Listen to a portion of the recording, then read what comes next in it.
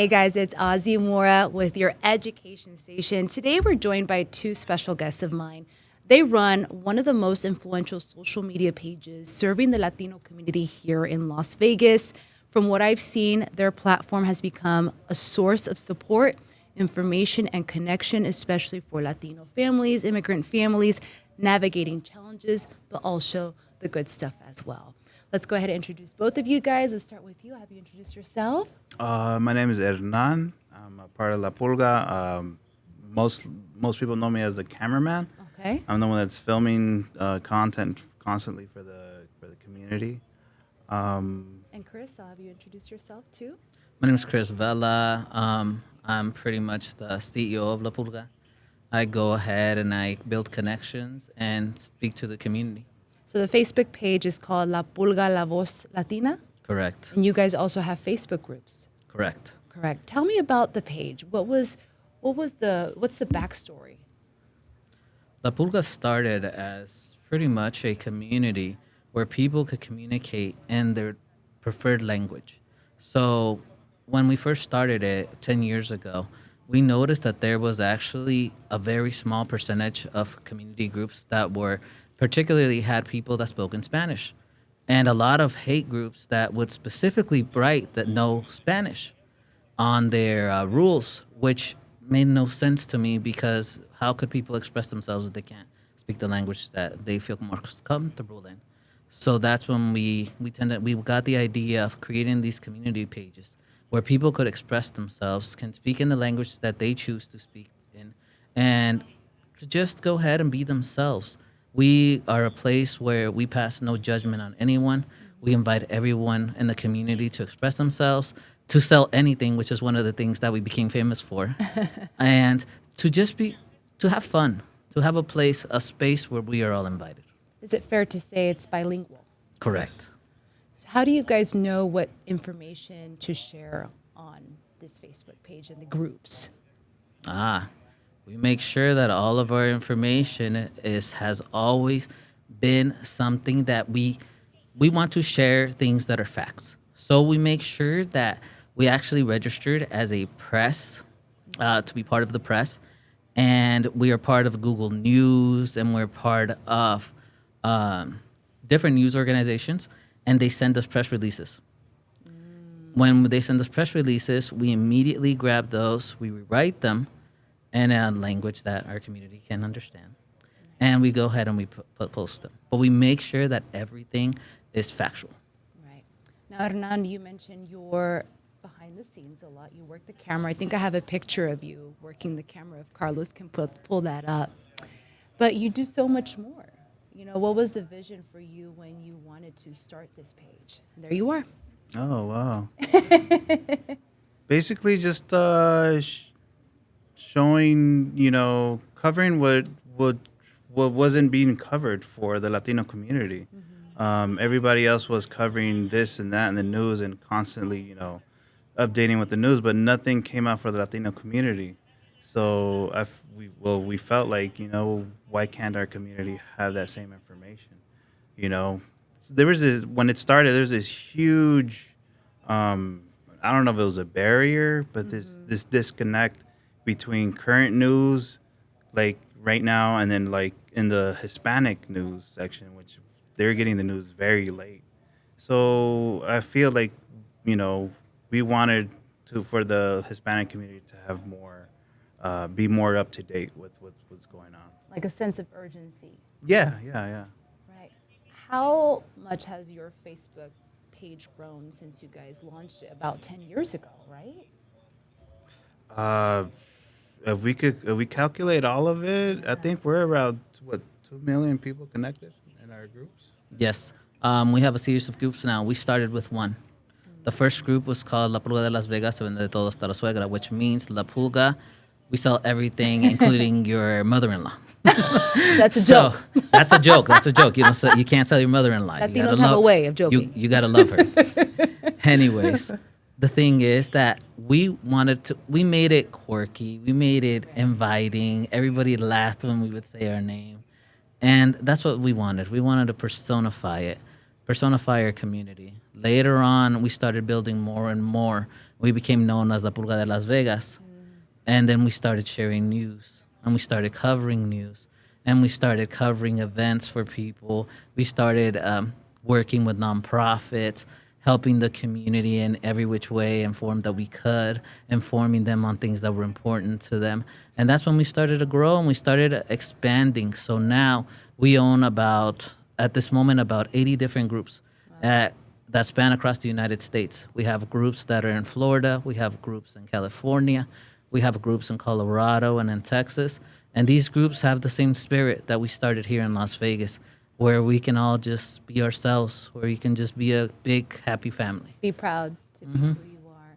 Now, it leads me to the question. You guys have such a close relationship with the Latino immigrant community here in Las Vegas. What are some misconceptions people have about the immigrant experience in Las Vegas? But I think that one of the misconceptions that I have seen is that a lot of people tend to think that the immigrant community doesn't want to be a part of the United States. I've heard people say that, oh, they don't want to assimilate. That's why they want to keep speaking Spanish. And what I've seen is that that's one of the things that is furthest from the truth, because the community does want to assimilate. They do want to be a part of the American experience. They do want to be a part of the community. The thing is that there's a language barrier that has always been a big problem. Also, the fact that in a lot of places they're not wanted. And that's what I've seen, that obviously it creates a barrier. It makes people think otherwise. It makes people tend to feel alone.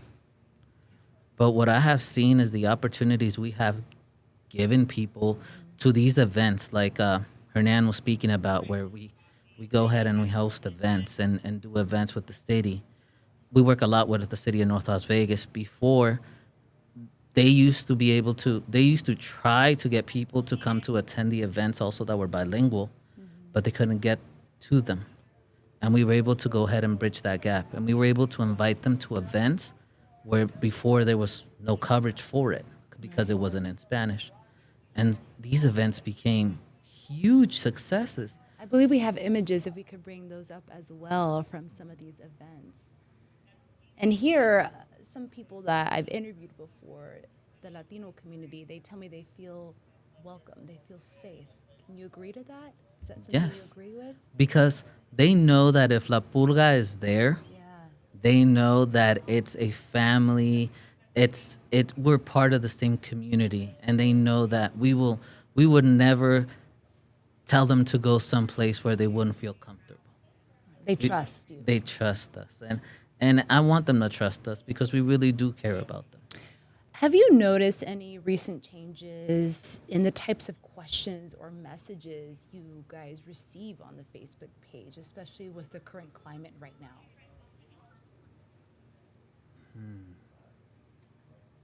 What kind of messages? Like, Are they worried? Do they have questions when you guys post something? Are they more engaged now with the Facebook feed? oh yeah, Yeah. that has tripled, like since the beginning of the year. They're constantly on the groups asking questions, what's going on, and we direct them to the like the senator's office or the congressman's office, so they could get the real answers to it. Because that's one thing that's going on, is that a lot of, you could say, kind of fake news is going on. A lot of False information. misinformation is going around. Misinformation. So we make it a priority for our community to get the right information, the real information. So right now, that's what we're doing, is telling them how to get the right information. We translate it. Sometimes we create videos explaining it, and also we make videos with like Congressman Stephen Horsford, explaining to our community what's going on in a way that they could understand.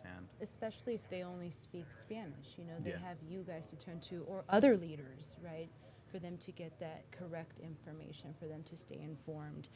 Now, Chris, I've seen you at school discussions. I think didn't meet you there, but I saw you at a school discussion. You're really involved. You guys are very involved with the school. What are parents telling you about their children's experience at school right now in the community? Right now, what I see in our community is that there's a lot of fear. But it's just because of our political climate, obviously. There's a lot of things happening, as well as what's going on in the news. We see a lot of these tragic stories, especially since last week we saw another tragic story that happened in the news as well. And the thing is that more than ever, the children are the ones that are being affected a lot by this. They see the same content that we see on social media. They see the same things, the same images that we do. So it's important to remember that our kids also hurt with us, and that we should go ahead and be the people to inform them. Parents should talk to their children about the things that they're seeing on the internet because they don't understand it. So, like a mother came to me and asked me if it was safe for her child to go to school. And I told her, of course it is, because there's a lot of people that care about your child at school. The teachers care about your child. The principal cares about your child. There's a lot of people that care about your child that go to school. That really do they really deserve the education, that they deserve. They deserve to be educated. When you say they, can you clarify they? The children deserve to receive an education just like I did, just like we did. And it feels so sad that children that are born, children that are just starting school now have to worry about things that I never had to worry about. I never had to worry about school shootings. I never had to worry about immigration or any of those things. I don't recall a time where I didn't think that school was the safest place for me to be at. I always assumed that school was a place where everyone would take care of me, just like my parents did at home. Right. But now, because of the political climate, yeah, it's getting there. But there's hope. I received news from CCSD where they sent it to us, and they let us know that they are doing everything possibly that they can to make this year as comfortable to the children, to the community, that to not worry about your child going to school right now, because they said we are here to help the children primarily. So please, if anybody says anything, please let them know that we're here to serve them and to not be afraid, because that's because of the political climate that's happening. Right. Immigration is at the top of mind for the families that you interact with. Exactly. It's the number one question that we've been receiving a lot. We've actually had a wonderful immigration attorney that became part of the family of La Pulga, Nadia Roifi. She is literally donating her time to inform the community, to let them know that they have rights too, and to not be afraid. She said, one of the things that always impacted me was the fact is, you have nothing to fear. It's only when you're afraid that you lose. Absolutely. So do not be afraid. You have rights. You are a person. You're a human being. Don't ever forget that. Now, if we could go back to the images of those events, is this how you're trying to create a sense of normalcy for these families as well? Yes, I want people to not live in fear, because when we live in fear, we're actually hurting ourselves. We're afraid of something that hasn't occurred to us. Right. So we're living in a way that it's now not beneficial to either us, to either the economies. One of the things that happened recently with the Broadacre swap meet closing was that Las Vegas. Yes, was they just hurt the whole demographic. A lot of these Latino-owned restaurants or Mexican restaurants started to hurt. All of a sudden, they saw a huge drop of people going out to eat. And the thing about it is that it doesn't help anybody when that happens. When things like that happens, what it does is it damages the economy. the economy is so it depends on people going out to purchase goods and services. As soon as you take that away, what do we have? People that are just scared. Now they don't want to consume anything. They don't want to buy anything. And especially our casinos get hurt. Our economy gets hurt. Our small businesses are hurt. And this is what I saw as soon as that happened with the Broadacre Swap Meet. Now, as when it opened and everything started, I started noticing that everything started going back to normal. I went to a particular restaurant that I used to frequent a lot, and it was full again.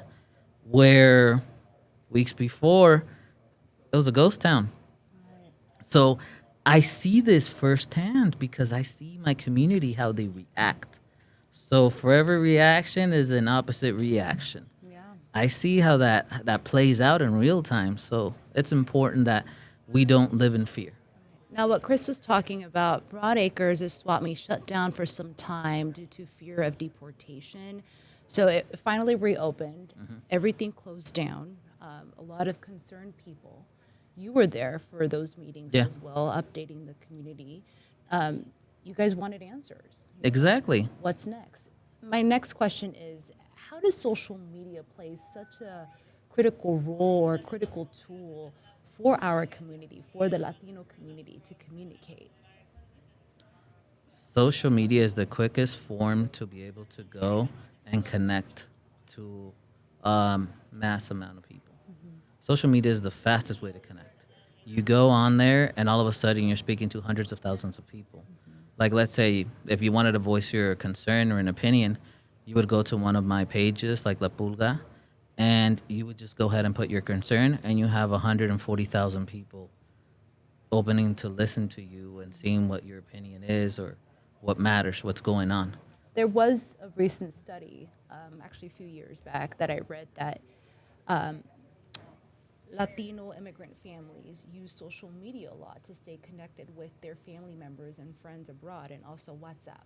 Is this why you guys put so much information on Facebook, WhatsApp, and all these groups? Correct. Because this is the primarily the way that people get their information.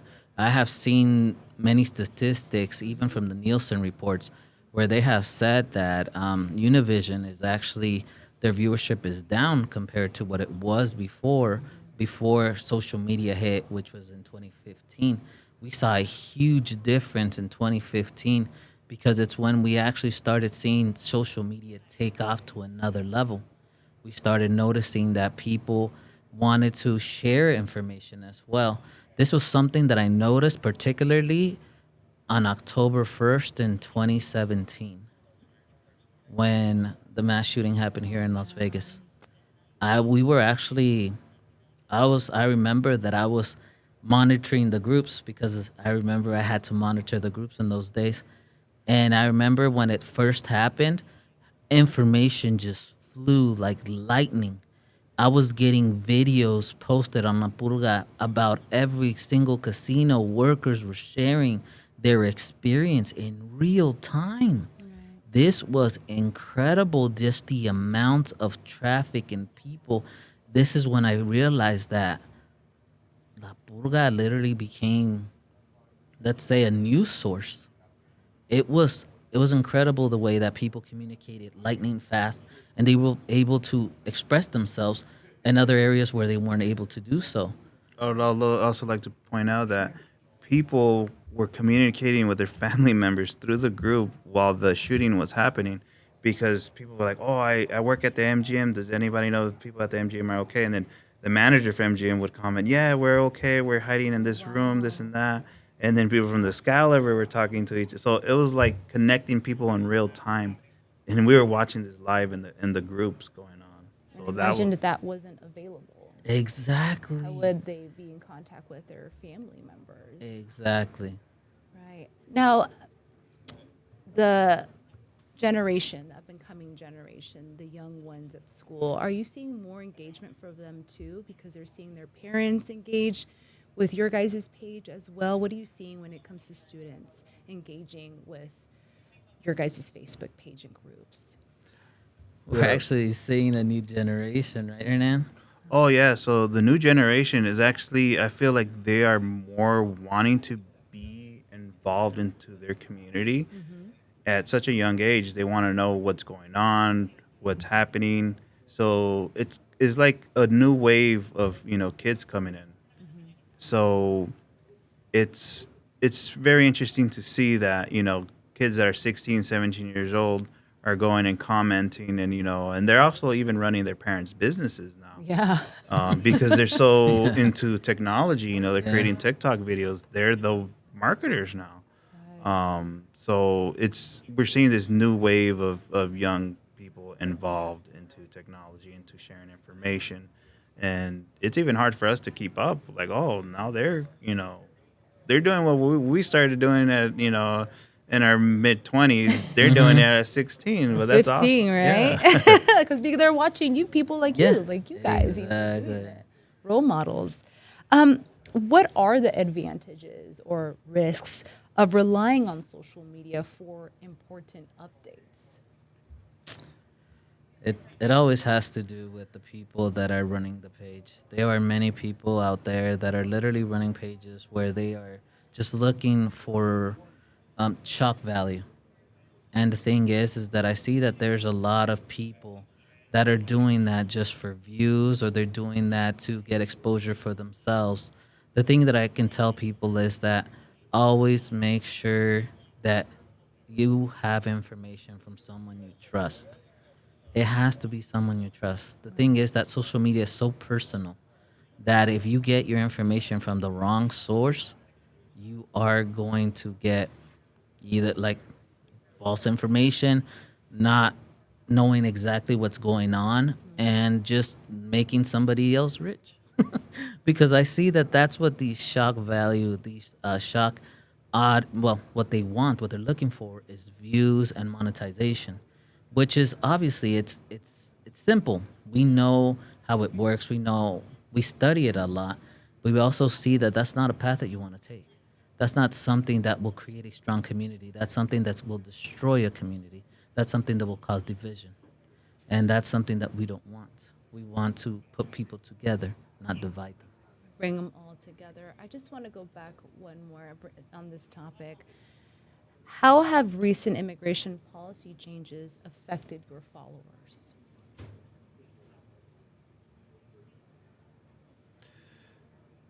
Oh man, that's a big one. Well, one that I could comment on. So I work with a nonprofit boxing youth boxing ring. Mm-hmm. I talk to the owner a lot, and he tells me that right now a lot of his kids that go to the boxing ring, that they feel like they're not a part of the community. And these kids are citizens. Obviously, they were born here, but they feel how their parents, are terrified to even go to the store, to even get out of their car. Those kids, they don't know about legalities. They don't know about, like, documents. To them, they just feel like they're being targeted because of their color of their skin. And so to them, they're starting to feel like, oh, I'm I'm not wanted in this country because of my skin, because of how I look. And then, since they're very tech savvy, they Right. go onto these social media places, TikTok, Facebook, Instagram, and they see these videos where they're smashing the windows in, dragging people out, and then in the video it describes that they didn't ask for the documents, they didn't ask for their names, they didn't even show a police warrant. These kids are not dumb. They know what a police warrant is. They self-educate themselves. Even at 12 years old, they're self-educating themselves. So they're saying, "Oh, so they dragged that family out of that car just because the color of their skin. They put the knee on their neck just because the color of their skin. They just arrested this TikToker, and it's going viral within the Gen Z because she was a Gen Z. She was a Gen Z content creator, Right. and a lot of them are commenting. They're saying they're just doing it because of the color of their skin. And it's crazy because we're in 2025. We're not in the 1940s, 1930s. It's crazy to see that, but how do you tell a kid that you shouldn't be worried when they themselves are seeing those videos? They're seeing the news stations talk about it, saying that they didn't present a warrant. So that's currently what's going on right now. And I don't have the answer to tell these kids, well, you shouldn't be afraid because it's what's happening right now. How are you guys sharing those resources, providing those resources or advice to help these kids and families cope with the stress and anxiety? The best we can do is to let them know that there are adults who are on their side, who care about them, who are with them through everything that's going on. We are showing them each and every day that these adults have a voice, and we make sure that we give them coverage.